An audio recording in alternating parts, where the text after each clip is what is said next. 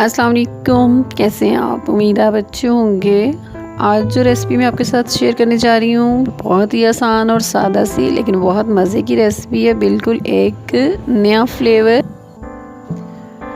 आधा किलो उबले हुए आलू है मेरे पास और इन आलू को अच्छी तरह मैश कर लेना है, बिल्कुल बारीक। गरम गरम आलू और उनको मैश करने के बाद ये इस तरह मेरे पास है। पैन को गर्म होने दें और इसमें मक्खन डाल दें। मक्खन अगर आपके पास ना हो तो आप घी, ऑयल, देसी घी जो आप चाहें इस्तेमाल कर सकते हैं। मक्खन के साथ इसका फ्लेवर मज़े का होता है। मक्खन जब गर्म हो जाए यानी पिघलने लगे तो इसमें आलू डाल लेते हैं। ये इस तरह इसमें आलू डालेंगे।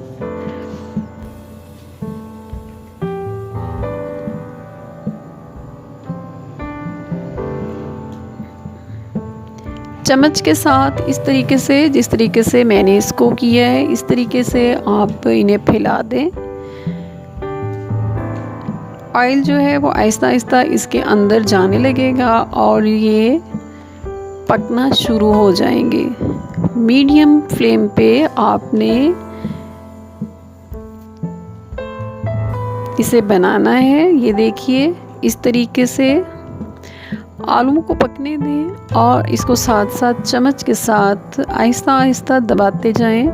प्रेस करें इसको लेकिन बहुत लाइटली इस तरीके से, और साथ साथ इसको चम्मच के साथ उलट पुलट करते रहें। ये देखें अब भी ये फूलना शुरू हो गए हैं।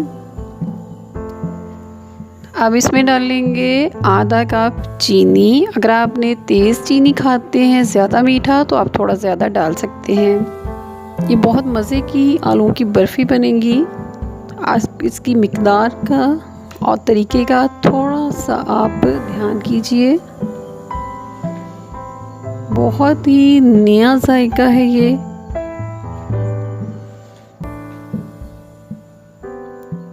ये बहुत ज़्यादा फ्लफ़ी होता जा रहा है। ये देखिए फूलता जा रहा है और फूलने से ये बहुत मुलायम और सॉफ्टनेस आएगी इसके अंदर और ये बहुत हल्का महसूस होना शुरू हो जाएगा आपको।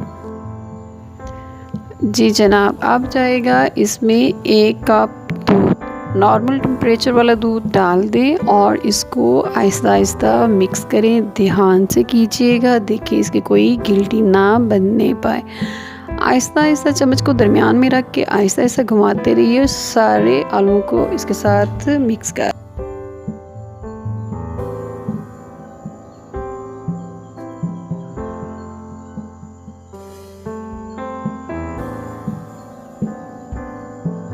बहुत हल्का महसूस होने लगे तो आप इसको दम पे रख दें 10 मिनट के लिए। 10 मिनट आप इसको छेड़िएगा मत।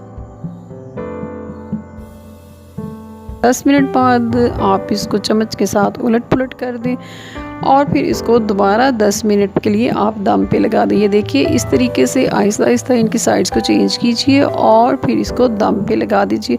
ऊपर ढक्कन देने की ज़रूरत नहीं है। मेरे चैनल को सब्सक्राइब करें, लाइक करें, शेयर करें। ये देखिए इस तरीके से इसको आहिस्ता आहिस्ता आपने प्रेस करना है, ज़ोर से बिल्कुल नहीं दबाइएगा। 20 मिनट के दम के बाद ये हमारा बहुत अच्छी तरह रेडी हो जाएगा। अब हम इसको अपनी सर्विंग प्लेट में या बाउल में आप इसको निकाल लीजिए। क्योंकि इसकी बर्फ़ी की तरह कटिंग करनी है तो खुले बर्तन में निकालें ताकि आसानी से इसकी कटिंग हो सके। इस तरह निकालने के बाद आप इसे चम्मच के साथ प्रेस कर दें इस तरीके से और अब इसके अंदर कट लगाइए। जिस शेप में आपने अपनी बर्फ़ी की टुकड़ियों को बनाना हो इस तरीके से। गरम गरम के अंदर बहुत अच्छी कट लगेंगे और इसके बाद आपके लिए इसकी कटिंग करना बहुत आसान हो जाएगी।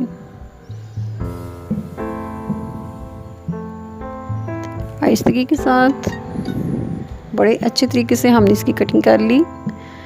अब बादाम थोड़ा सा मोटा कटा वो इसके ऊपर लगाते जाइए, एक एक टुकड़ी के ऊपर।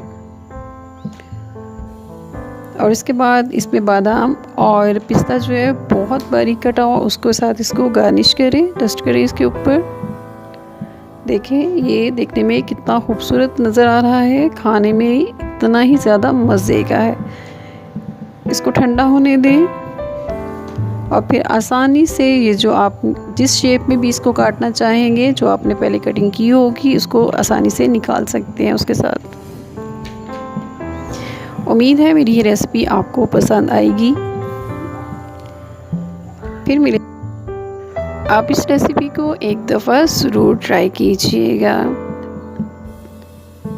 देखिए ये बहुत ही मज़े की है। अपना ख्याल रखिएगा, फिर मिलेंगे एक नई और मज़े की रेसिपी के साथ। अपनी दुआ में याद रखिएगा। अल्लाह हाफ़िज़।